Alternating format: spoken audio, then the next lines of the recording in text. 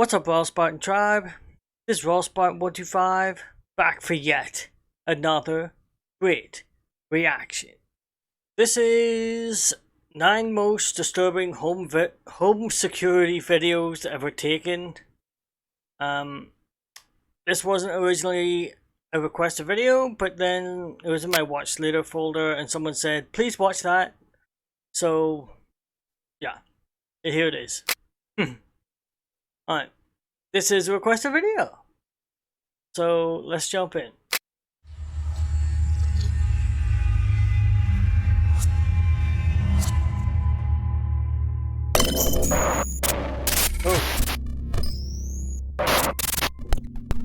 Oh. Number 9.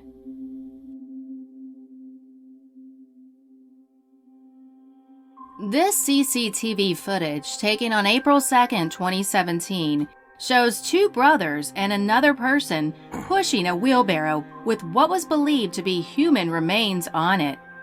The footage was taken from the backyard of the suspect's neighbor.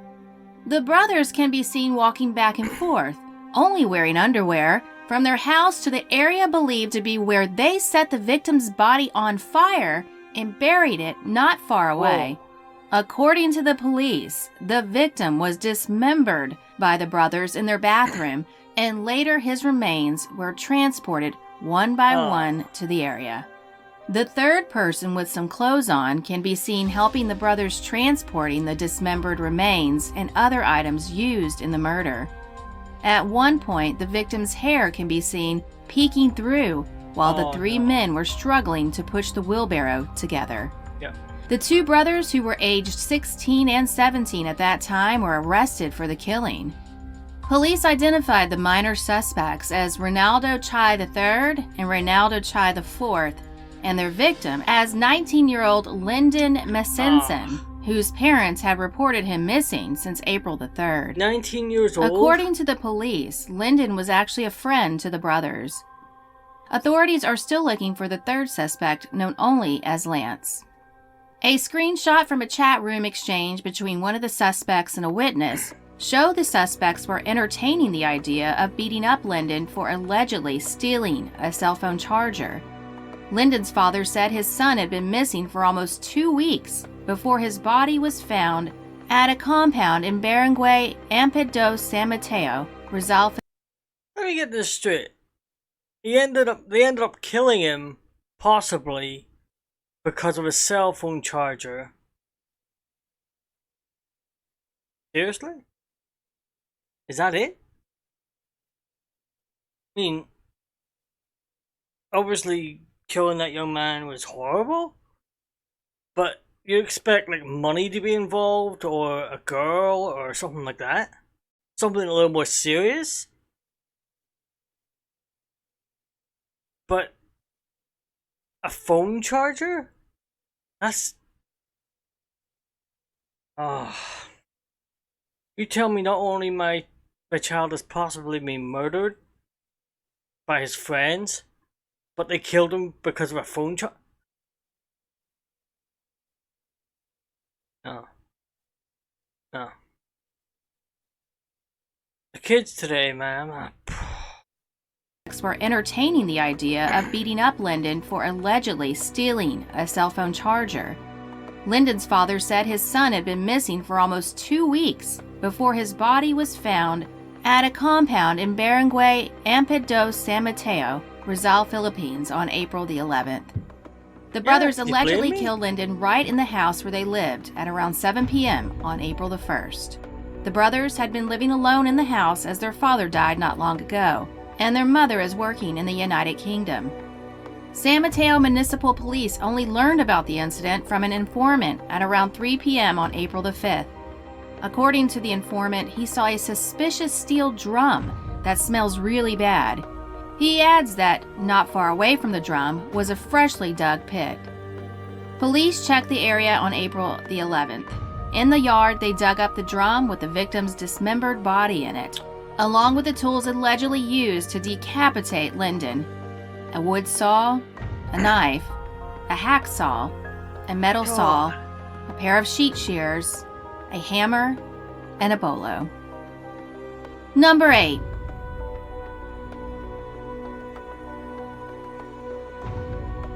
In May 2015, a 21-year-old woman was attacked in her Overland Park home, and her security system caught it on camera.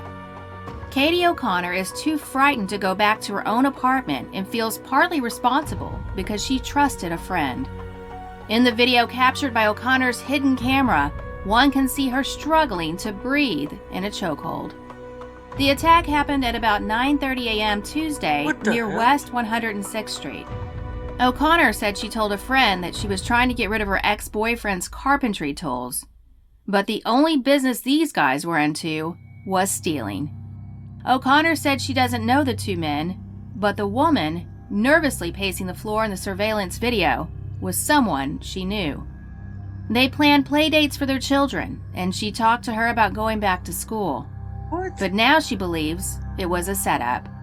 The alleged thieves took the money she had for college tuition and her rent, the tools, and a safe. The only saving grace for O'Connor was her hidden cameras inside her apartment. She put them in 3 months ago when she hired a new nanny. Wow. Number 7.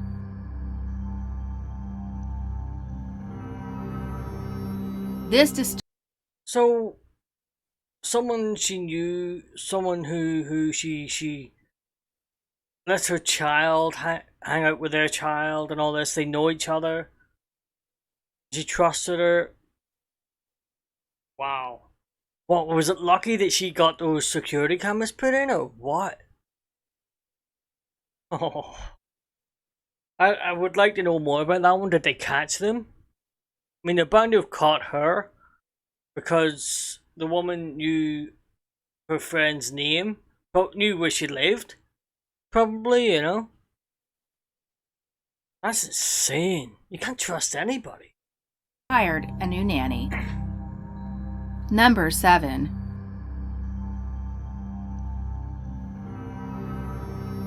This disturbing video released by a millionaire businessman shows his ex-fiancée striking herself violently in the face. According to his ex-fiancée, he abused her, but the video showing her hitting herself is raising questions. The woman in the video is 29-year-old Mary Hunt. She is seen slapping herself on the head over and over again while sitting on a bed in a pink top. Mary claims her ex-fiancé Scott Mitchell, 45, was violent towards her, and she suffered black eyes and bruises at the hands of the Florida businessman. Attorneys for Scott are releasing selected clips from his home security system to refute Mary's claims that he was abusive. Scott's attorney said, "There is no evidence that he ever beat her. This video now demonstrates that she is striking herself in the same area of the face and head that they allege Scott struck her." But Mary's attorney says Scott was abusive, and that You take even okay, he could have been abusive, yeah. Okay. Fair enough. But that videotape will destroy any chance of him going to prison. She has absolutely no evidence that he abused her, because it's very hard to prove something like that. You know? The women are basically believed nowadays. You know what I mean? If all she has to say is she's been abused, that's it. Everybody believes her. I know I keep saying this, but the most famous case about this is probably Amber Heard and Johnny Depp. You know, she was clearly the abuser, and yet she claimed to be the victim. And this seems, from what I can see, this seems to be the same thing. That she is striking herself in the same area of the face and head that they allege Scott struck her. For what? But Mary's attorney says Scott was abusive, and that her black eye was from an argument with Scott a week after the taped incident. Mary's attorney said, "Scott is a manipulative psychopath, and he emotionally and physically abused her. She's Mary the one was looks just like in a fit of psychopath. rage that day because Scott told her she couldn't go to a yoga class because he was upset she was calling off the wedding." Mary's lawyer points to another video of Scott as evidence of his hot temper, in which he is shown telling Mary to get out of his house. Scott has accused Mary of stealing nearly £2 million worth of jewelry from his mansion when the pair separated in 2015. Scott filed a lawsuit against Mary and her parents over the theft. He claims Mary stole diamonds, gold, and jewelry from his home before shipping them to her family home in Virginia. In October 2015, Mary Hunt was charged with grand theft. Scott's lawsuit is his attempt to claim costs to recover the stolen items and damages. Mary vehemently denies she ever stole anything from him. Well, Number 6. alright. This is a moment a repairman's disturbing behavior is caught on a security camera in the bedroom of 2 young girls. The video appears to show the man enter the room, check to see no one is watching, then pick up a pair of the children's underwear and sniff it. Oh, Jason Cooper was disgusted when he checked the footage of a Nest camera attached to his 3-year-old daughter's crib. 3 years old. 3 years old. Oh, God.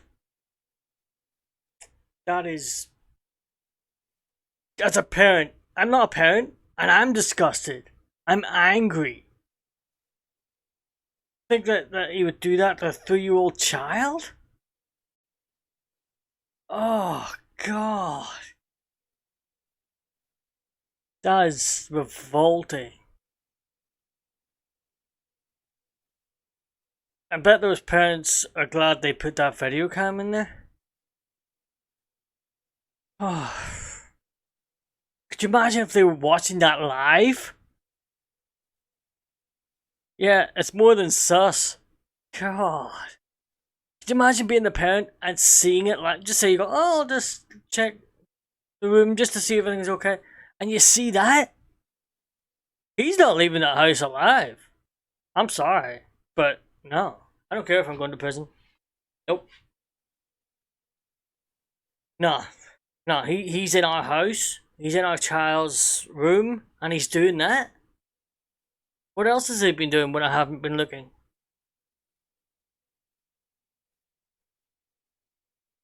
No, he's never gonna be seen again. That's it. Oh, I don't know. He just left here one day and he never came back. What can I say? Nope. I'm not even a parent. And that's how I feel. Do you imagine how the actual parents felt? God. A pair of the children's underwear and sniff it.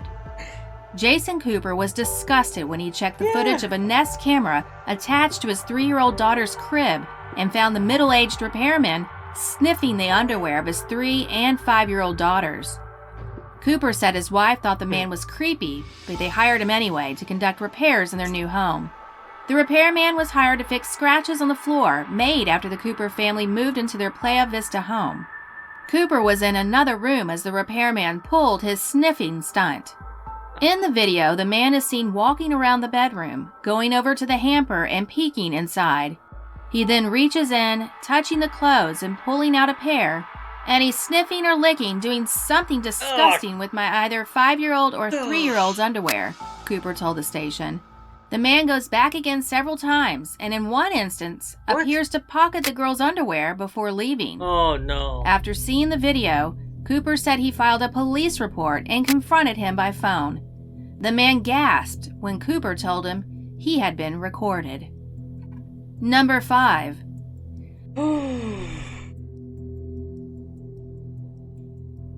This is the chilling moment Aaron Campbell crept into his mother's house to shower after raping and murdering 6-year-old Alicia McPhail. Oh. Campbell, 16, was caught on CCTV leaving his family home on the Isle of Butte at 1:54 a.m. on July 2, 2018, before he abducted the little girl from her bed and subjected her to horrific abuse. He was then seen returning home at 3:35 a.m. to shower, and 10 minutes later was spotted leaving again wearing nothing but a pair of shorts. He then returned at 3:52 a.m., only to leave once more 6 minutes later carrying a torch. Campbell then arrived home for the final time at 4:02 a.m., just over 2 hours before Alicia's family reported her missing.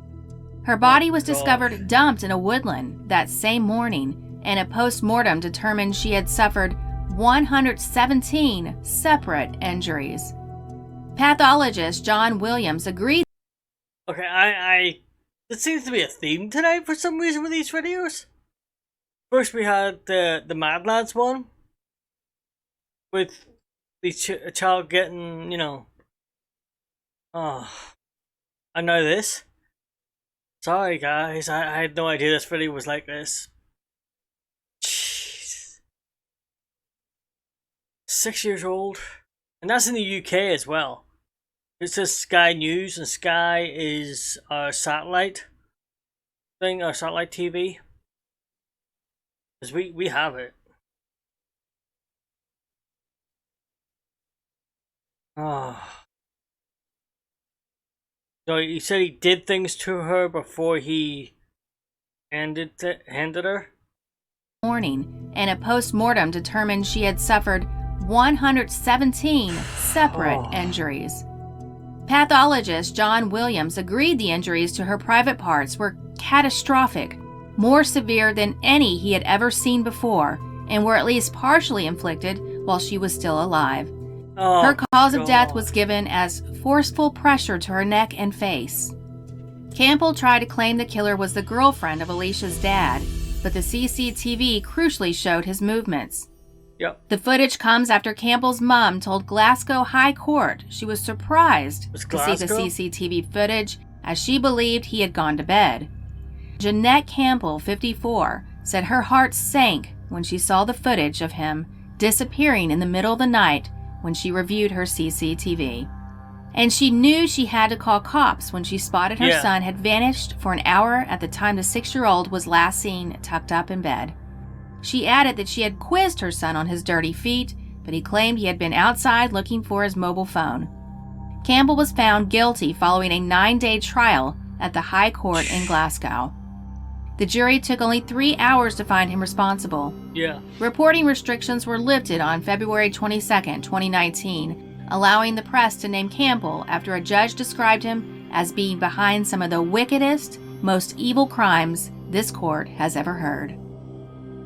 Scumbag. Number 4. And it's gonna get worse. On November 7th, 2016, police in Wyoming, Michigan released a haunting video showing Brady Ostrike, a Craigslist killer, setting up a sex torture dungeon where he kept an 18-year-old girl chained for 5 days before killing her. The disturbing video shows Ostrike gearing up for the eventual abduction, torture, and murder. In the footage, Ostrike prepares a torture chamber by setting up chains. You can see how stupid this guy is, because he's recording himself. You know what I mean? Duh. With ropes hanging from the ceiling. He was also seen laying out a lingerie and underwear. The video is dated July 5th, 2014, 1 full week before the murders. Another video, dated July 12th, shows Ostrike loitering in the basement and his bathroom.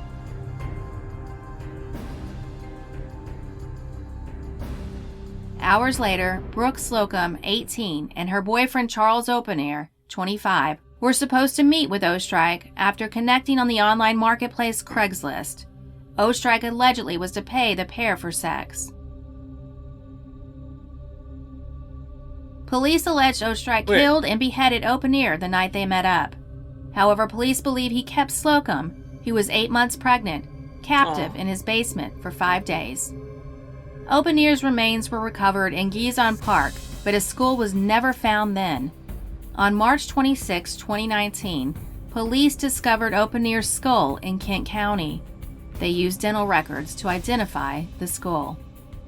After Ostrike was tracked down via email and Facebook, police identified him as a suspect. A day after finding Openair's body, they prepared to raid his house. Once pursued by police on July 17th, Ostrike attempted to get away, but his vehicle crashed and he took his life via self-inflicted gunshot wound. Slocum's body was found in the trunk of Ostrike's car inside a suitcase. Her baby, who she had already named Audi, did not survive. Police released hundreds of pages of reports and pictures, along with a surveillance video, in accordance with the Freedom of Information Act request. In Ostrike's home, police found whips, swords, and bondage tools. They also found dozens of restraints, ropes, sex toys, and cattle prods strewn across his dilapidated home. In addition... No, I know I said unfortunately. I'm not sorry that he's dead.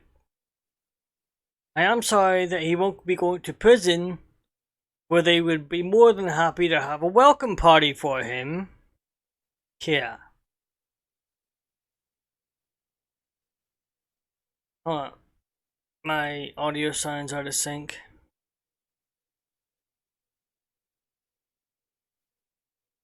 Okay, if the stream ends, just know I'll be putting it back on. Cars are not even bad, that's so. Yeah. Hold on. Bondage tools. They also found dozens of restraints, ropes, sex toys, and cattle prods strewn across his dilapidated home. In addition, they recovered a medieval mask and chainmail gloves, medical gloves, and syringes. Whoa. Police also recovered a sex slave contract. The contract was written by hand and involved sickening clauses such as, "I must obey my master," and "pleasure, I must earn it." Sick. And in another disturbing twist, officers who sick collected evidence from Ostrike's home found a child's sippy cup, a baby doll with a noose, and suitcases filled with women's clothing. Oh, no. But they saw no evidence of any children inside the property. Police also called in the FBI when they discovered a map of the U.S. hung on Ostrike's wall, Whoa. covered from coast to coast in pushpins. Authorities panicked and thought they were dealing with a serial killer, Yeah. but a former girlfriend told them that the pins represented places where he had stored food in case of the apocalypse. The report says more video, which was not released, shows Slocum still alive and being Whoa. held captive in Ostrike's house. The last tape is dated July 17th, guns? 1 p.m. Slocum is first seen on Ostrike's depraved video being dragged into his Taft Avenue house Wow. with handcuffs on at 1 a.m. on July 13th. According to the police reports, he wrapped a chain around her neck that had been bolted to the bathroom floor and forced her inside a dog cage. Her arms were then attached to a pulley system suspended from the ceiling, which he could manipulate at will, controlling her like a puppet. Slocum is then seen to be repeatedly assaulted and forced to smoke marijuana for several days, the documents show. The video appears to show Ostrike convinced Slocum that Open Ear is still alive before he kills her. Oh. The autopsy carried out on Slocum revealed that her cause of death was strangulation. Number 3. Oh god, this is even A Texas this is only woman number has told 3? of the terrifying moment a man broke into her house in the middle of the night and put his hands over her face and neck before attempting to sexually assault her.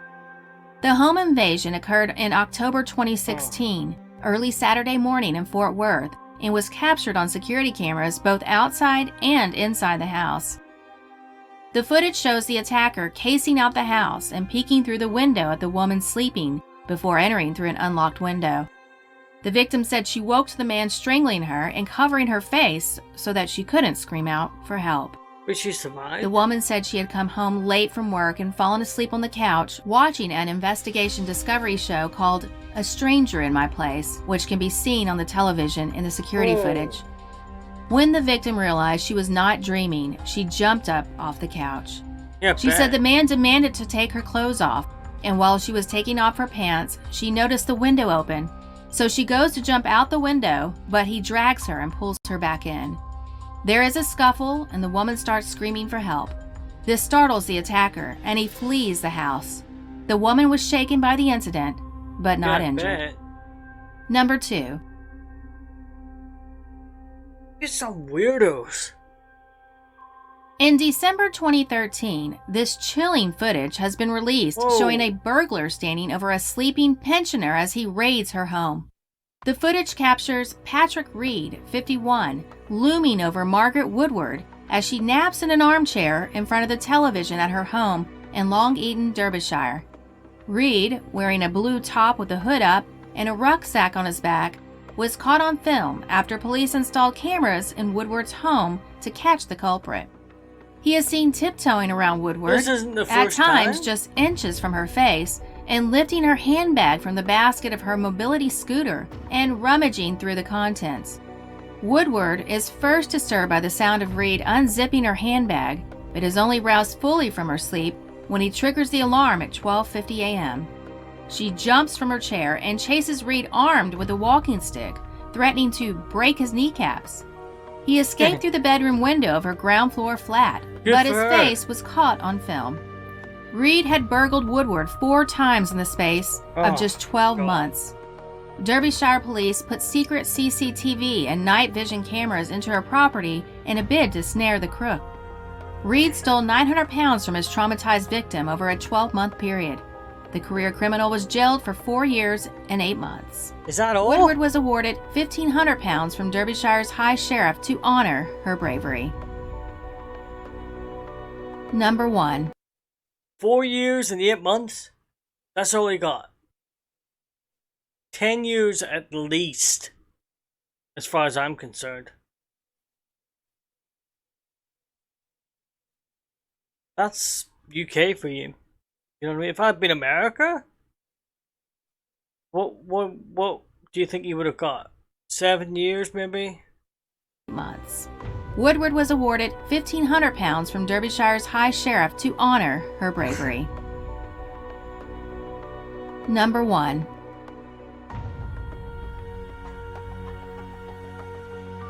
For the past 3 weeks, Noel Bracey has sensed that something was wrong. She has a feeling someone is watching her, Ah, and that she heard someone moaning outside her window. what? Noelle lives in a gated apartment complex near Vance Jackson and Huebner. Although she had felt safe in her apartment, her suspicions were proven correct early Monday morning on January 8, 2018. I opened my blinds right here and I was face to face with him, but I couldn't see his features or anything, Noelle Bracey said in an interview with the station. That's why we decided to get the camera. Bracey set a camera on the ground outside her bedroom window, and the next day, it captured the man she suspects has been watching her he's for seen 3 it. weeks. Saw it. The surveillance video showed one man looking inside Bracey's home. After a few seconds, he appeared to notice the camera and walked away. Less Too than late. 10 minutes after the man appeared on camera, the video recording went black. Bracey said the man went around the other side of her home to steal it. The man on tape has not been identified. However, Bracey wants to warn others who have that same anxious feeling. Yeah.